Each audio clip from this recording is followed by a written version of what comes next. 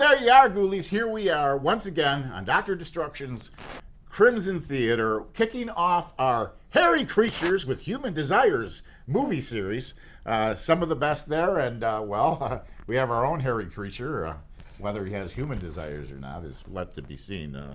Don't know yet. Anyway, we've got a very interesting movie, Face of the Screaming Werewolf. Mm-hmm. The older Lon Chaney actually plays the Wolfman again. Yes, which is kind of an interesting story. I believe they find him as a mummy first, which is even another weird reference. Mm-hmm. I think this was a Mexico-produced horror film who picked up the mantle of the horror classics for a while there. Mexican Werewolf. And you can't go wrong with Lon Chaney or Lon Chaney Sr. Mm-hmm. Mm-hmm. The Chaney story itself is quite amazing, okay? Mm-hmm. Because Lon Chaney Sr., who played the Phantom of the Opera, his parents were mute and deaf. So they signed, and so he's raised by mute parents and goes on to be probably one of the most famous silent film actors that ever was. Fascinating correlation. And then, when he was going to transition into talkies, he gets throat cancer and dies. No. And my God. Yep. That opened the door for Boris Karloff and Bela Lugosi, though. Mm-hmm.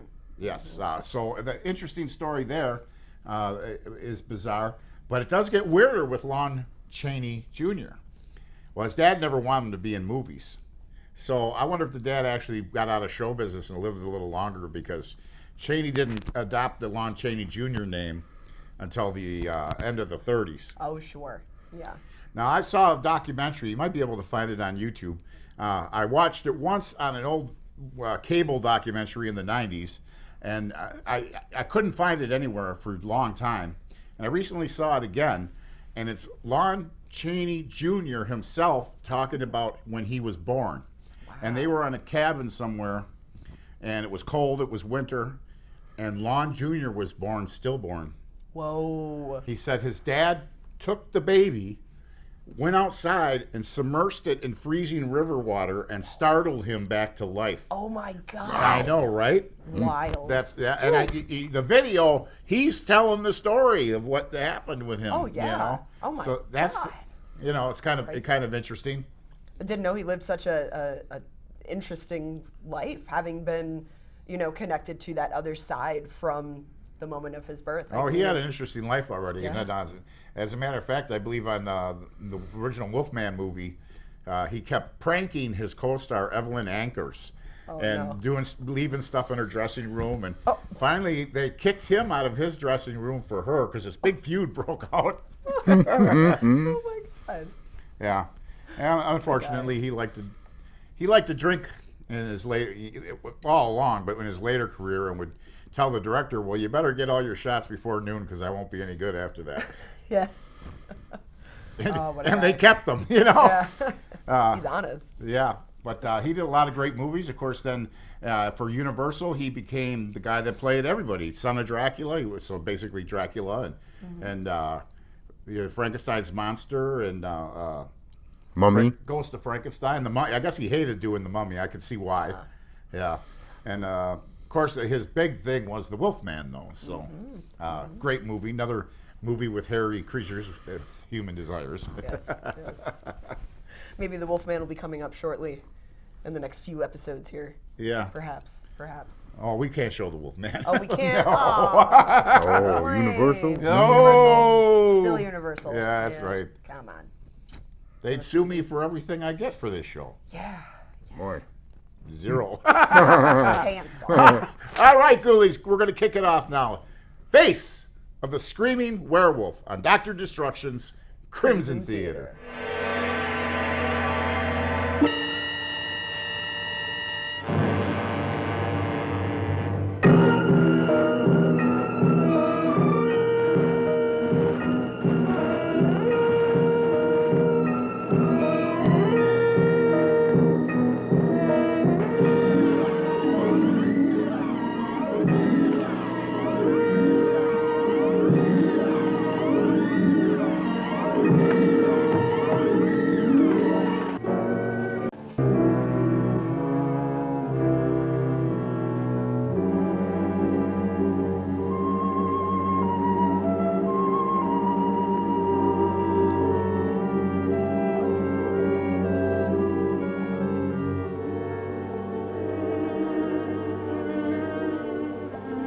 Pressure normal. Pulse steady with slight increase. Probably nothing more than the anticipation factor.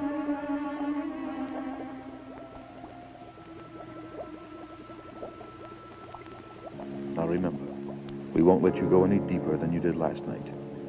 I understand.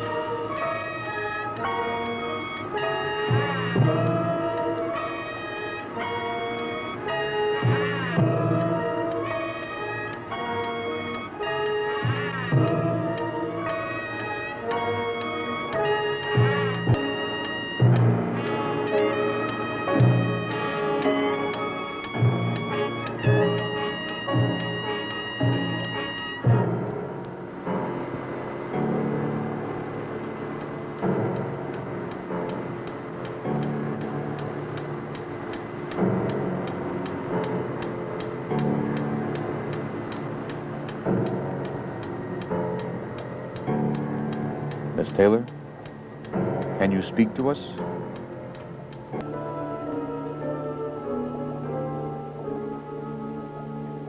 Miss Taylor, do you hear me?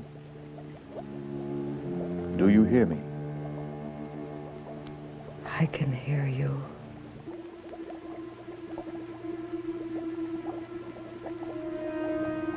I can see, as before, the ancient land.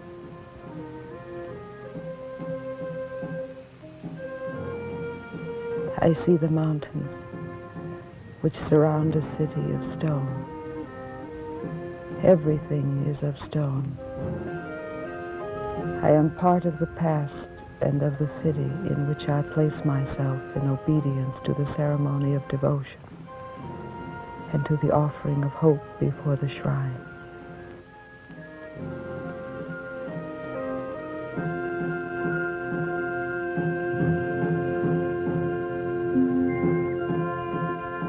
I see a great chieftain who approaches in elegant splendor and is frightening, though his powerful form is surpassed by a known supreme wisdom.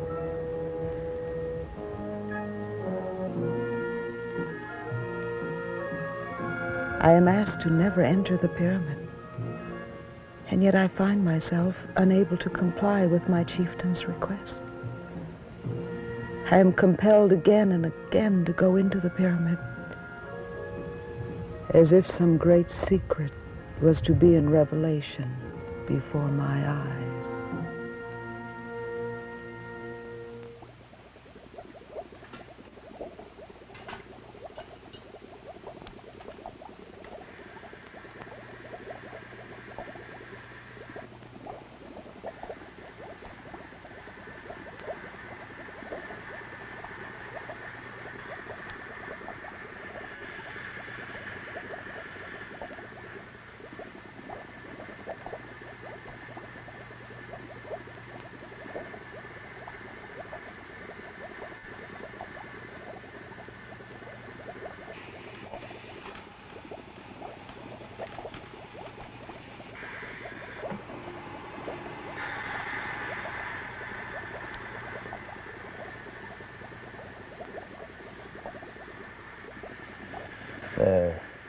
She's all right.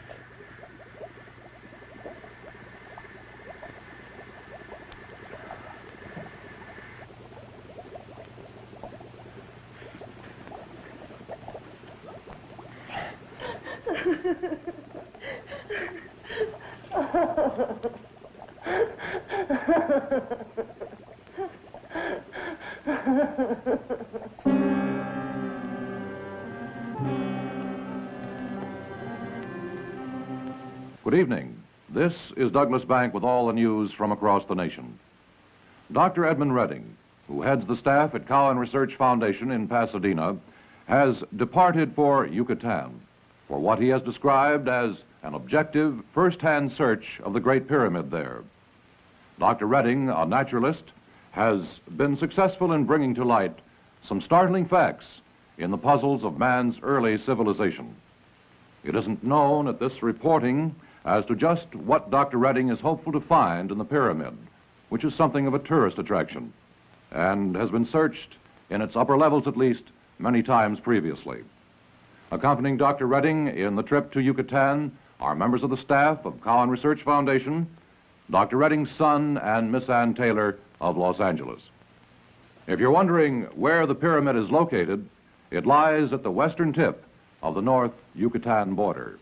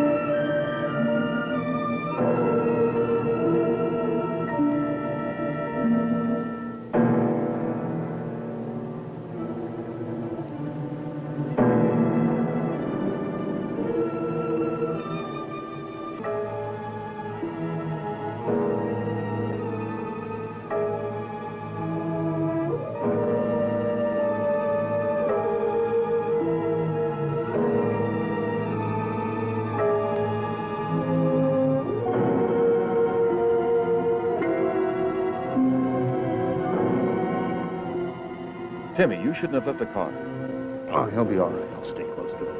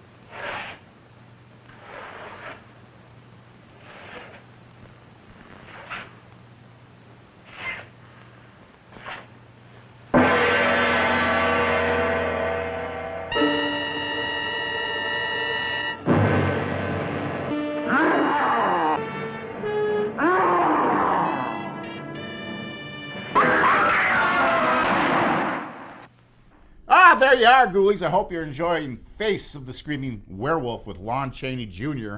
And, we have our very own werewolf legend out in Elkhorn. Yes. The Beast of Bray Road, as it's called. Indeed, indeed. That's an interesting story, and it ends up being about as bizarre as the Chaney story. But Beast of Bray Road, the Werewolf of Wadsworth, and they call it a werewolf. Okay? They didn't say Bigfoot. They didn't say a large wolf. Werewolf implies man changing into beast. At some point, bipedal, Yes. standing on two legs. So how that all got started, but interesting enough, the lady named Linda Godfredson wrote a book on the Beast of Bray Road. She lectured at the Northside Library. I went to the lecture, and there was a gentleman that came up and said he saw 2 of those things running across the tracks out on Springbrook Road by the farmhouse with the Quonset hut. Dude, That's 2 of them? my old stomping grounds. I knew the people that lived there. They had parties all the time. Oh my God. And so he came up, and then of course I tried to get him on the show, and he was like, "No, I'm not going. I can't believe I just said this in front of all the people in the library." Right. Oh man, that's So that's really pretty interesting. Are you mocking this man? You know, everybody has their own opinion. I know. Everybody's got their cameras focused on the harbor now to see who's on the ice. a couple rare sightings out there. Hopefully they get my good side. So anyway, later I was co-hosting a show called The Mothership Connection before I started my own radio shows. And there was a gentleman that called in and started talking about the werewolf out on Springbrook Road. Oh. And these things, they smell terrible, I guess. You know, Oh, sure. we don't, you don't want to smell them. They smell sort of like old rotten newspapers and that kind of a thing. Skunk wolf. Huh? Skunk wolf. Yeah. Yeah. So anyway, so I'm like, oh, this has got to be that guy. Oh my God. Wasn't the guy, though. He had a completely different story. He didn't see it on the railroad tracks. He seen it behind its house.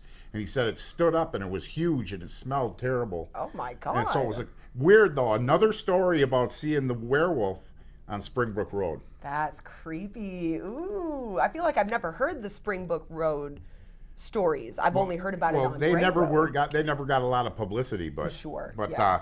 I know about them, and the people were making claims. Now we get into the Beast of Bray Road. Okay, Bray Road. Bray Studios in England is where they made the movie Curse of the Werewolf. Oh. Bray Road, Bray Studios. They also did all the Dracula movies with Christopher Lee and everything. So, isn't that a coincidence? Strange coincidence. Uh-huh. Very interesting. Okay, well, what if there was 2 coincidences? Dude. No way. Okay, Old Stinker is a werewolf legend in England. Okay, Stinker. otherwise known as the Hull Werewolf. And the first person to play a werewolf in the Universal film was the actor Henry Hull. Oh, That's true. Okay, that's 2 coincidences around a werewolf. are we going 3 for 3?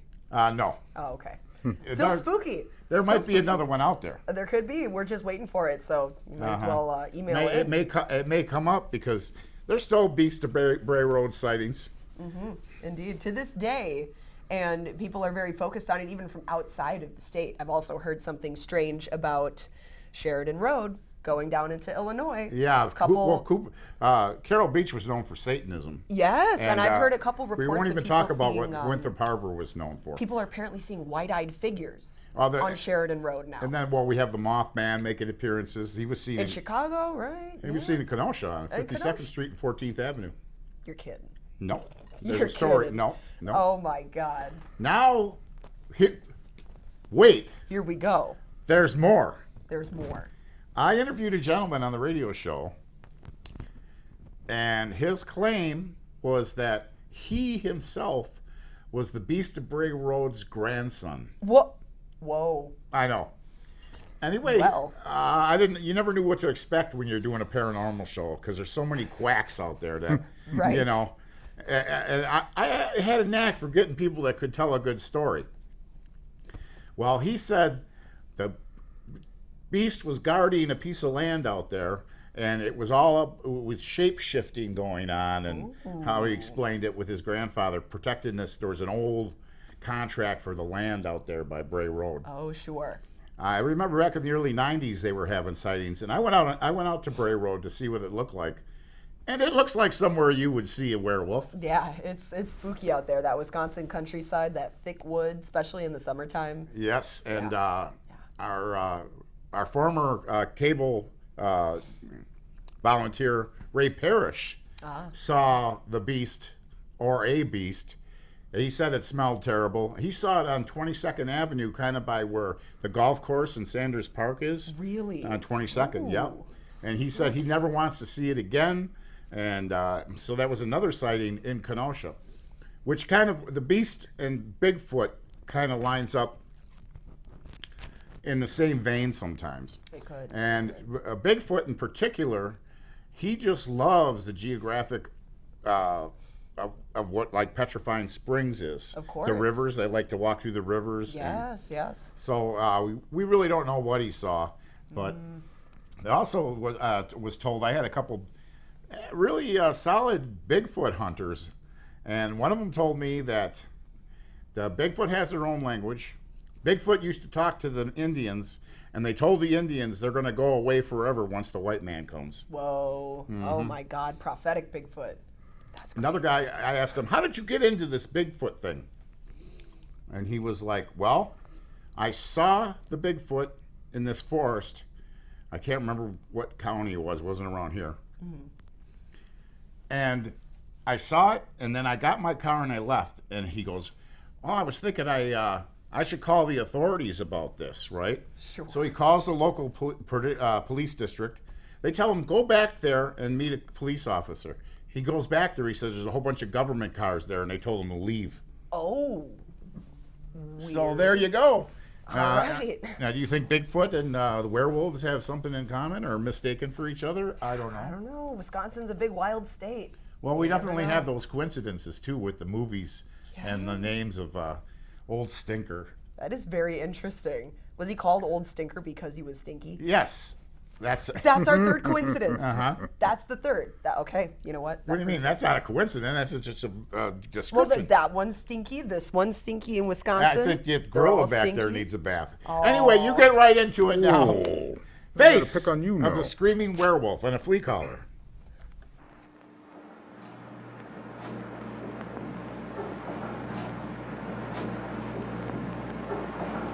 As you may recall, we earlier in the week reported the details, as we knew them, of naturalist Edmund Redding's departure for Yucatan, and of his quest for certain scientific data he believed may have been hidden there. Dr. Redding returned only yesterday morning and has already touched off a sweeping fire of controversy in circles of anthropology and the scientific world in general. Our science editor, Dr. Frederick Munson, has the story. From a telephone conversation I had with a colleague of mine, Dr. Eric Stroman of the Cowan Research Foundation, I learned of the incredible discoveries of the group who have now returned from Yucatan. Dr. Redding has brought back with him not one, but two embalmed creatures that were discovered in a level of the pyramid located with the help of Ann Taylor. The way it was explained to me, one is an actual mummified inhabitant of an ancient civilization, preserved by a formula unknown to our generation. The other is that of a modern man, placed in the pyramid only recently after an exchange of body fluids with the mummy in an effort to achieve an apparent state of death. A meeting of paleontologists at Commonwealth Hall has been scheduled for this evening, at which time Dr. Redding is expected to elaborate and answer questions of researchers presently en route from points around the country. Gentlemen, I was told earlier by Dr. Redding that the second creature must be kept under lock and key, and so, of course, could not be brought along this evening. You will better understand, I'm sure, as I present to you now, the man whose discoveries can be related, I think, best in his own words. Gentlemen, Dr. Edmund Redding.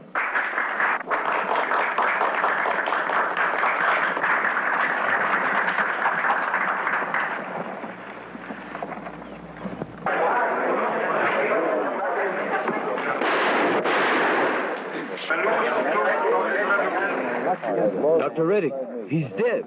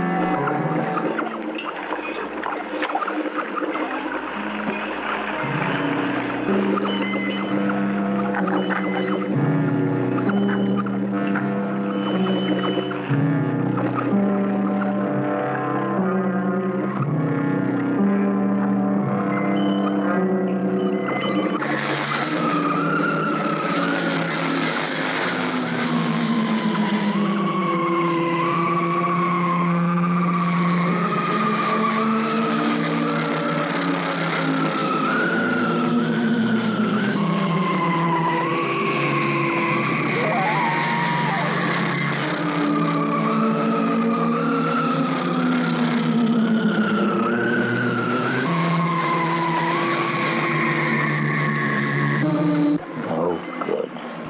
We just don't have enough voltage.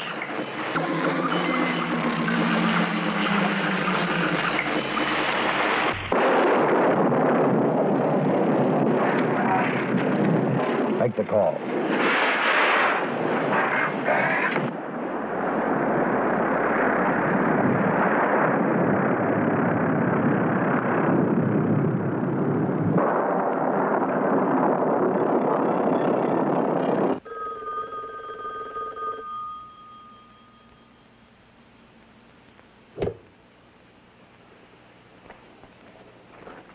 Hello. This is Stetson.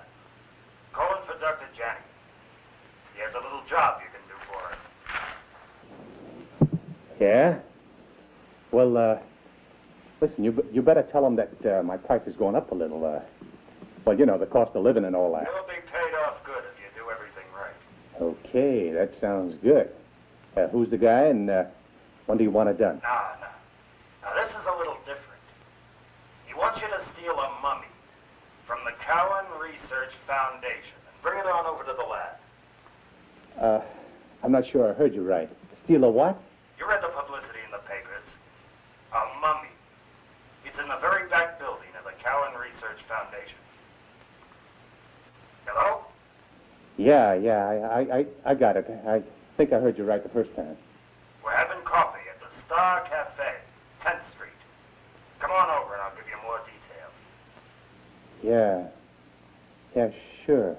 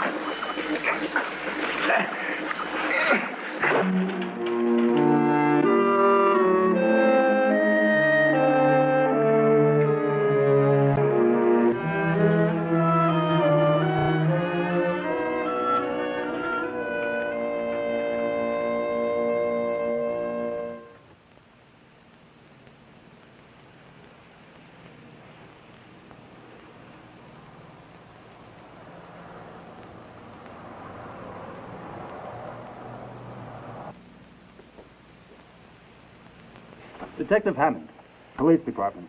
I'd like a word with the head of staff. I'm sorry, the doctors aren't talking to anyone. Just a minute, sir. We have to talk to I'm sorry, they're not talking to anyone.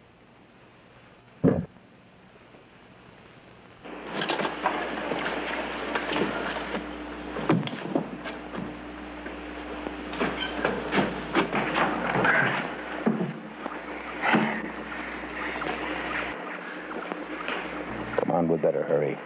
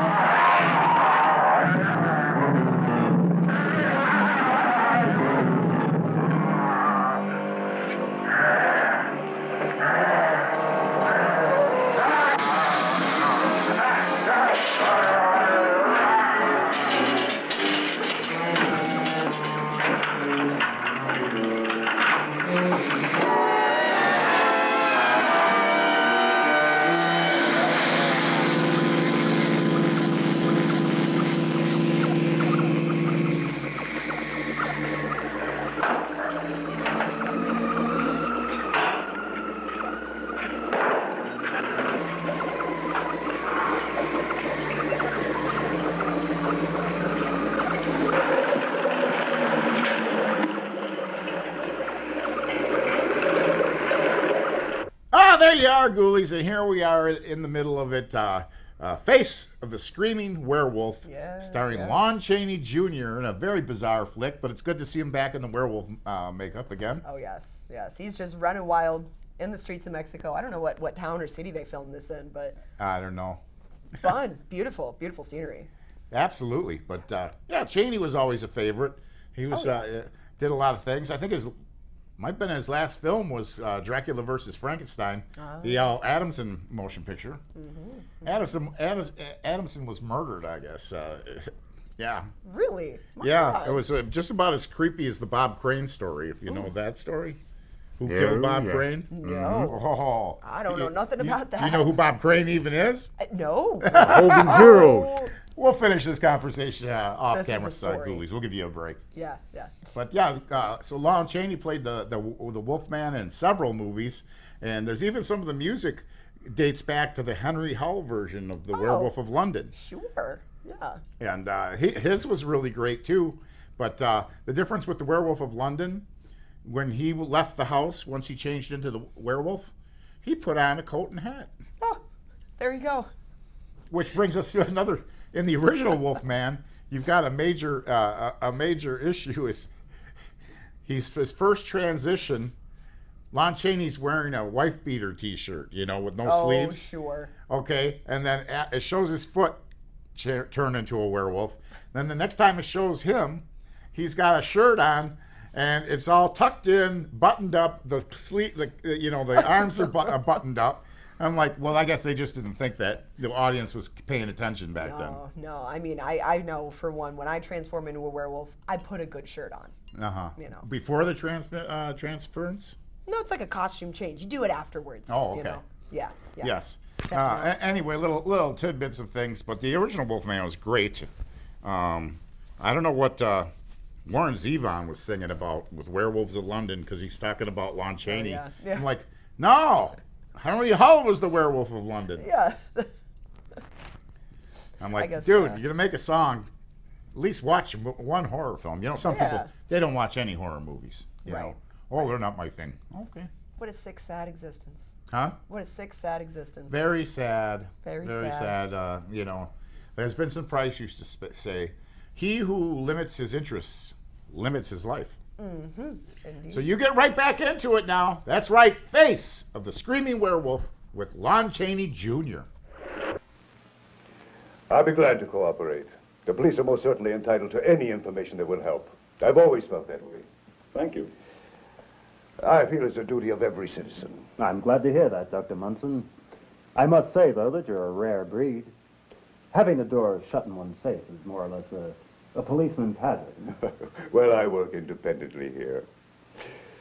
It has its disadvantages, but also the advantage of not being tied down in anything of a political nature. Or the obligations to a board of directors, as is the case of Cowan Research. Oh, I could have gone to work for them a long time ago, but I'd rather have it this way, be my own boss. How familiar are you with the staff over at Cowan, Doctor? Oh, well, I've known them all for 15 years, almost intimately. And I may add that there's never been an instance of foul play during that period or any other time. Men of science, you know, are dedicated to their work. That above everything. I've heard. Doctor, I'd like you to tell us everything you know about Dr. Redding, about his work. When did it begin? And incidentally, anyone you might know who would be interested in it. Well, in answer to that, I can only say that the work started, seriously that is, about 7 or 8 years ago.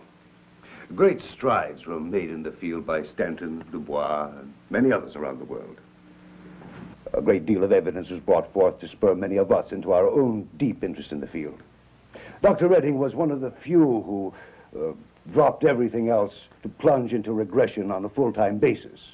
He, like the rest of us, at first found it difficult to find legitimate subjects, those who could really go deep. People like Ann Taylor. Exactly. Which reminds me, there's a younger sister of 6, an asthmatic. I'll have to do something for that child. What is it that makes the difference in the individual? Why Ann Taylor? Now you're beginning to sound like a detective. No offense, of course. But a short, precise answer I cannot give you. We simply do not know. Doctor, I'm very interested in what I asked you about other people, connected with Dr. Redding's work. Well, I can only tell you that the interest spread in every direction, every country. If you're attempting to pinpoint individuals, you have your work cut out for you. The number would run into the thousands.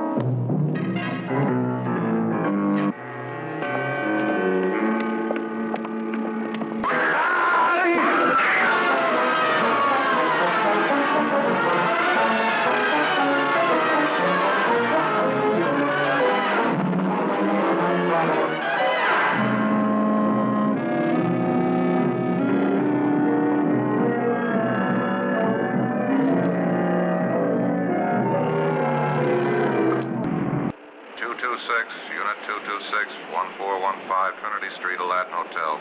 Investigate disturbance possible 612. 10-4.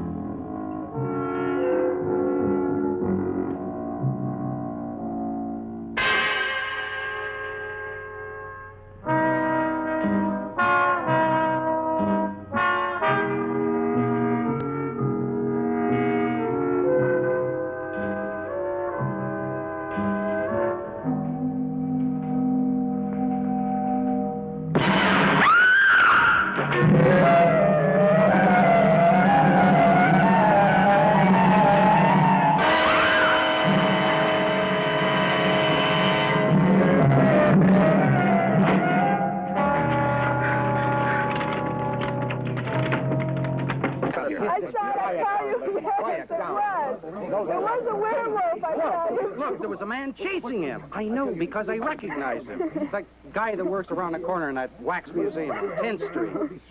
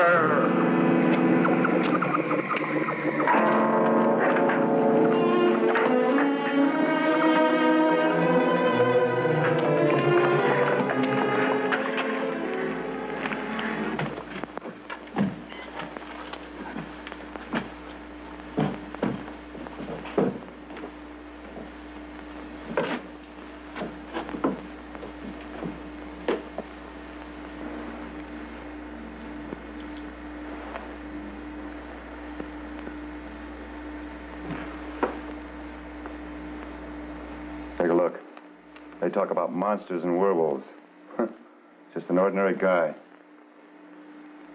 It's great what the imagination can do, huh?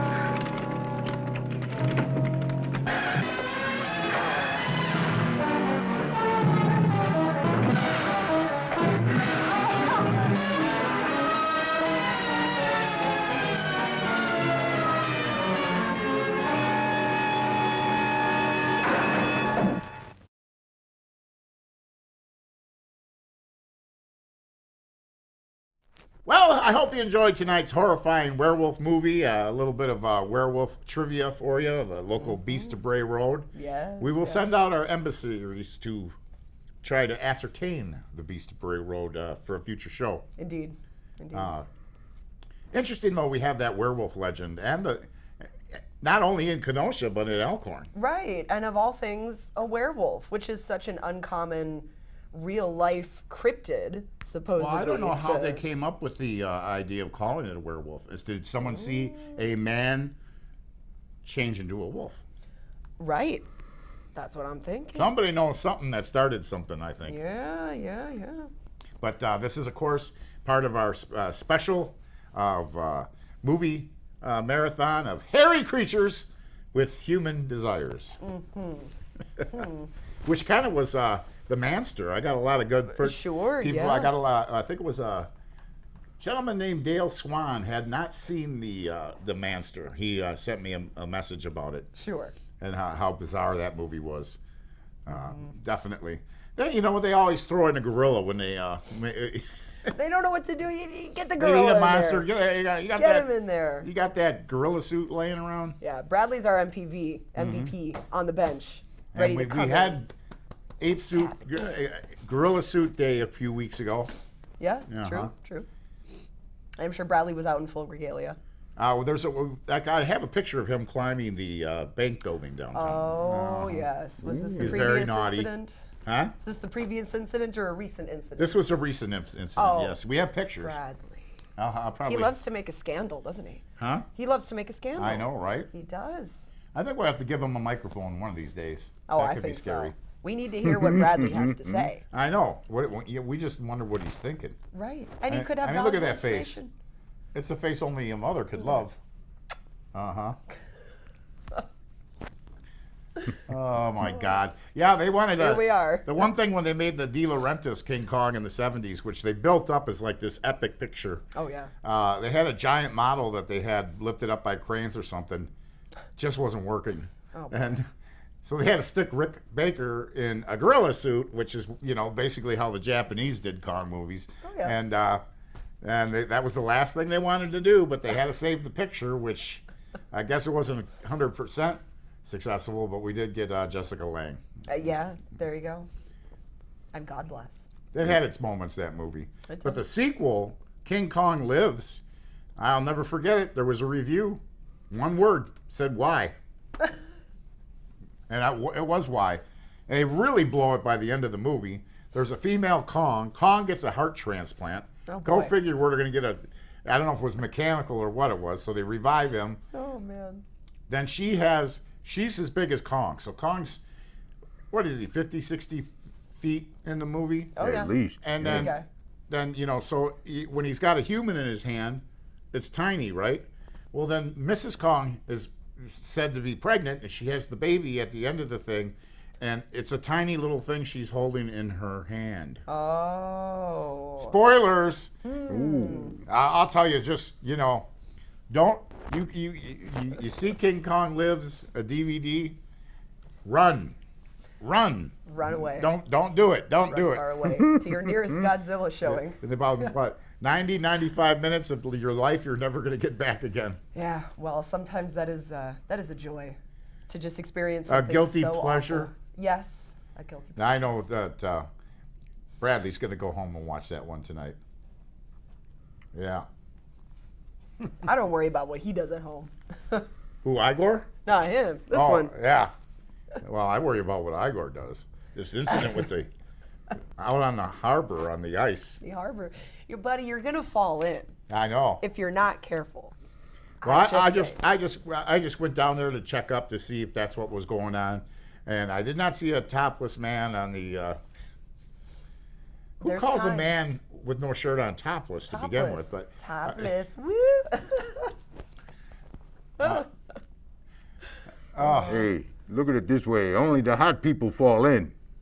Hey. There you go. it's terrible conditions here, but I did see people were walking on the ice. Okay. Oh man. And the top layer of ice, sometimes it thaws, so you have water, Mm-hmm. and they're out there walking on that. I remember they drive their cars out on the lake. Oh my Out in God. Paddock Lake. Insane. Yeah, it is fall insane. in. So But scary. we'll keep an eye out for the Werewolf and future movies coming up. We got some great ones.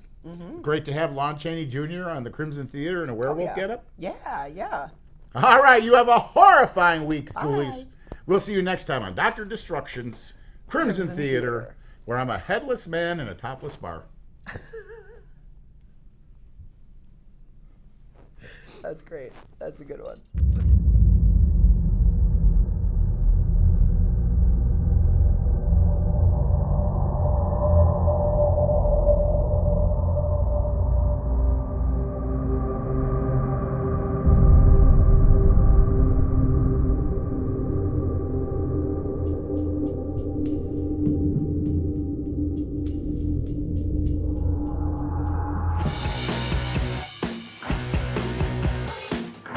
Hello, ghoulies. It's me, Pearl, and I'm here with Bradley the Gorilla, and we are happy to announce the commencement of the 42nd annual Dorian Gray Art Show. Now, I know we skipped a year last year, but we are back, and this one is going to be at 58 Below. That is Saturday, the 21st at 7 p.m. We will be featuring Die Monster Die, She Controls Me, and Distant Eye. We will also have tons of vendors and lovely spooky art. Of course, we are asking for art that features the lovely gothic horror and suspense of Dorian Gray, the book or the movie. Again, that is March 21st, Saturday at 7 p.m. at 58 Below in downtown Kenosha. And we hope to see all of you ghoulies there. Good night.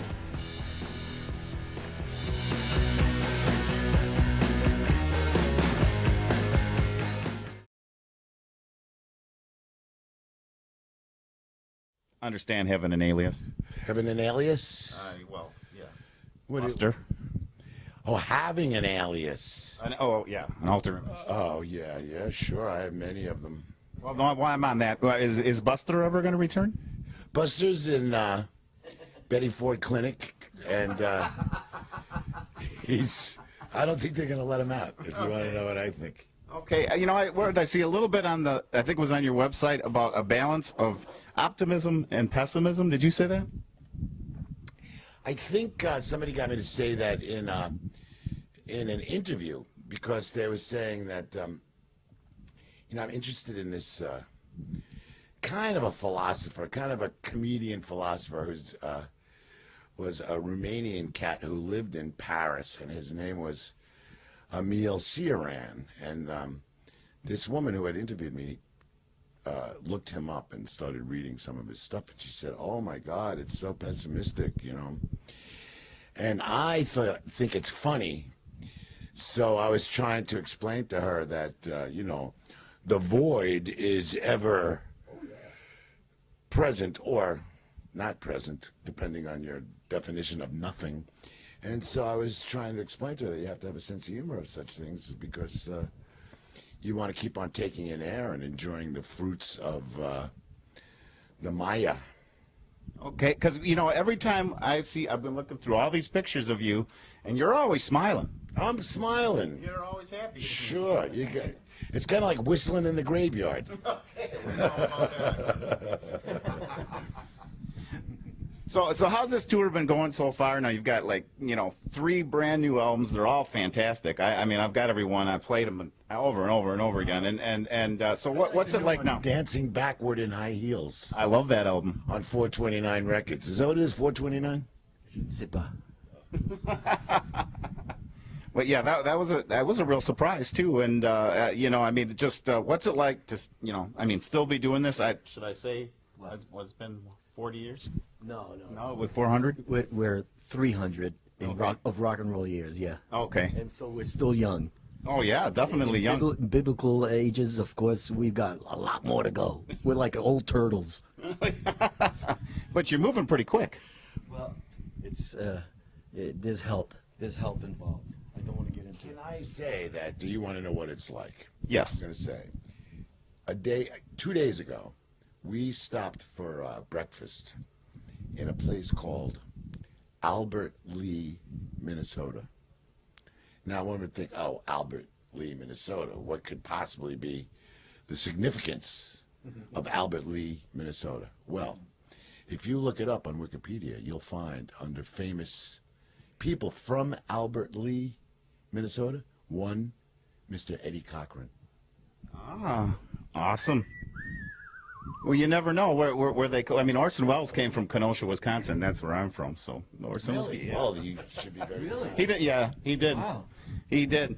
So we were talking about your guitars a little bit earlier, like the Dan Electro. Now you play like a lot of hollow bodies and different things. So what was involved with the sound you're looking for? It's really weird that this is like it's a perfect transformation here, because he just said Eddie Cochran.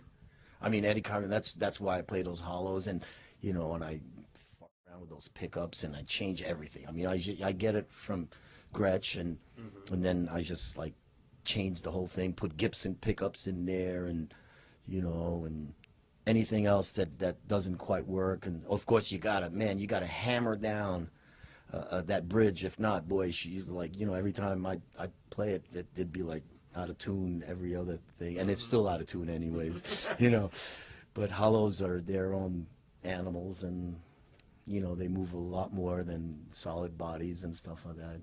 More susceptible to the weather. Well, there's definitely a definite sound. What was, you know, starting out, I'll ask you both, what was some of the I suppose the bigger influences and really shape, because I mean, you have a very unique and cool sound. It's always been my favorite. And what do you think was the beginnings of shaping that? Houdini. I personally like a white guitar. Sil likes a gold guitar, but he also likes a white guitar. He used to have a white guitar. Now he has a gold guitar. This is the first. But I'm not sure, because I can't remember how the white guitar sounded, but I think the white guitar sounds as good, if not better, than a gold guitar. No, it's exactly. If you use a purple Marshall compared to like a black Marshall, the purple one is a lot louder. Sure. Sounds better. It looks better. It looks better. She's sexier, but the color just makes it louder for some crazy reason. It's loud. I don't know what it is. You know, I think you get a guitar. Some people like a red guitar. You know what I'm saying? So it's all a matter of taste. Okay. And some people don't like guitars whatsoever, and they start singing and blowing the harmonica. Okay. Well, that's right. I like guitars. If you're referring to me, I like guitars. I just find them kind of cumbersome to, you know, carry around. So what can we expect from the set tonight? What are we looking at? If you were a tuba player, you'd have to schlep that thing every place you went. No, I like a harmonica. You know why? It fits in your pocket, and you're on your way. and say you have to run, you know. You know who's got it really good, David?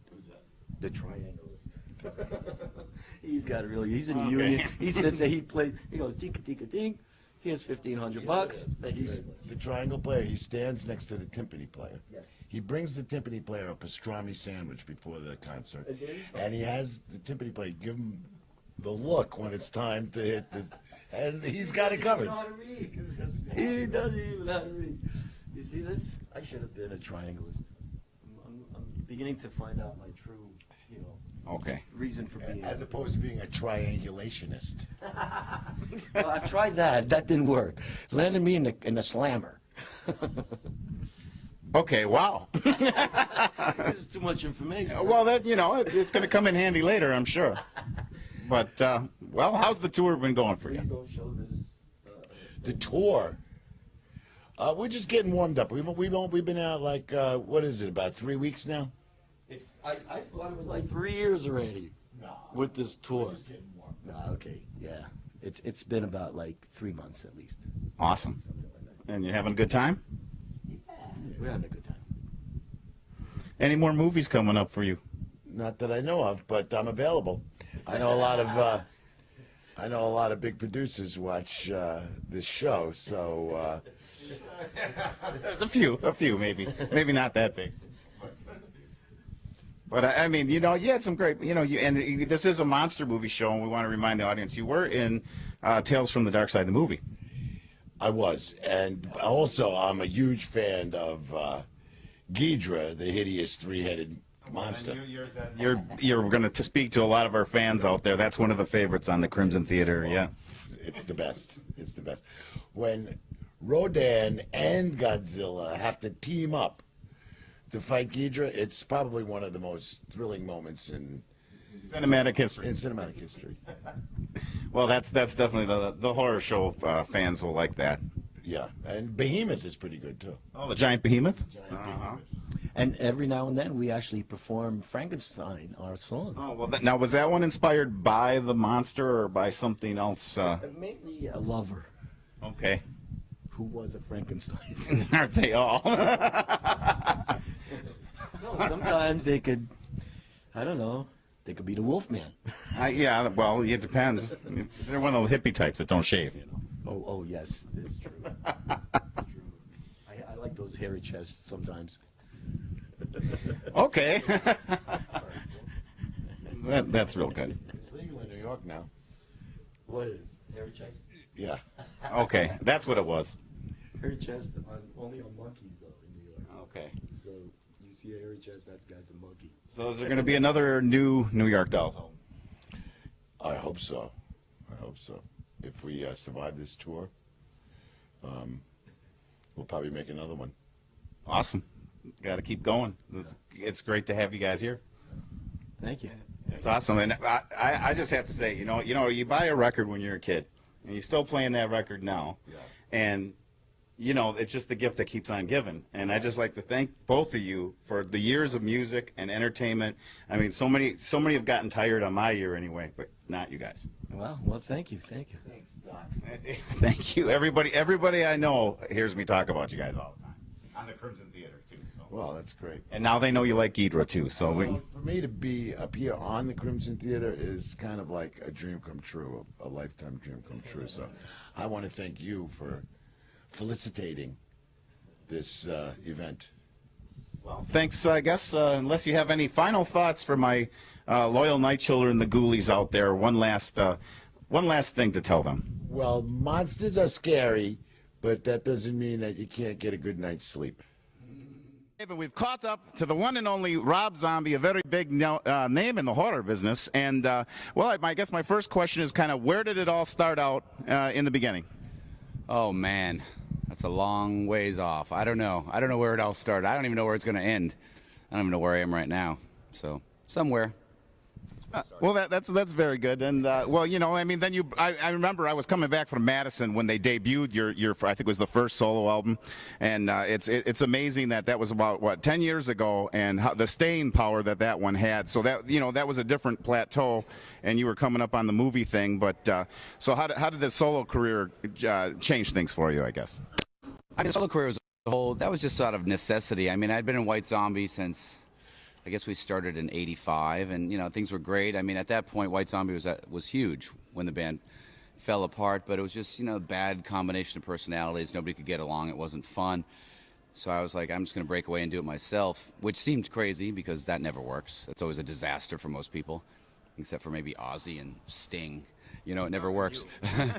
But I had to do it just because I can't do things unless it's fun, and White Zombie just wasn't fun anymore. So I think when you were in White Zombie, you played some clubs around here, like before it really went big, and maybe early '90s. The Unicorn. Were you at the Unicorn? I don't remember the names of any of the places, but I do remember coming here. I mean, for sure, we would play because we had a tour manager at the time who was from here, so we would always be very conscious of being in Wisconsin. So, yeah, we come here a lot. There was never anybody. The shows were always terrible. No one would ever show up. I mean, in the early days, it'd be like 5 people. Well, I remember you had mentioned back you were still trying to find a niche back then because you guys were doing something nobody else really did. Yeah, we were really out of sync with the music scene at that time, so it didn't make sense because we weren't really metal and we weren't really, grunge didn't happen yet, so we weren't really anything. We didn't know what the hell we were. And then even once we signed to Geffen and we were making records, it still didn't make sense. We needed the world to come around to our side of things more than because we couldn't fit the other way. Well, it has an incredible way, and you are definitely one of the few people that's had an extraordinary solo career.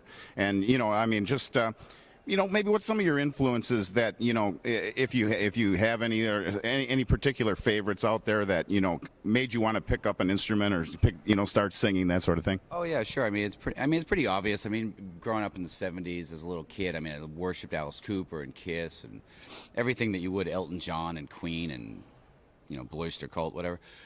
So that was really the thing that made me love music. I mean, but at the time, in a way, those bands were so larger than life, it didn't seem like a career choice. It seemed unattainable. And then the thing that really made it seem like, oh, you can have a band, which is the same story you've heard from a million people. Like, once you get into punk rock and discover the Ramones and bands like that, that's like, oh, this seems doable on some level. So that's basically what it was. Well, that's really really awesome. And now this is where it starts, where you've done something that nobody else did. I remember a quote someone said about Lon Chaney Sr. that he was talking to Boris Karloff, and he said, what you got to do is you got to do something nobody else does and do it better than anyone else. And now in your films and your music, it seems like that's really in a way what you've done. Well, yeah, I mean, I really never set out to, with any conscious way, ever thinking like, oh, I want to do something no one else has done. I never really think that. I just really wanted. There's things that I want to see and I don't see them. So I go, well, rather than sitting around crying that I don't see it, I should go do it myself.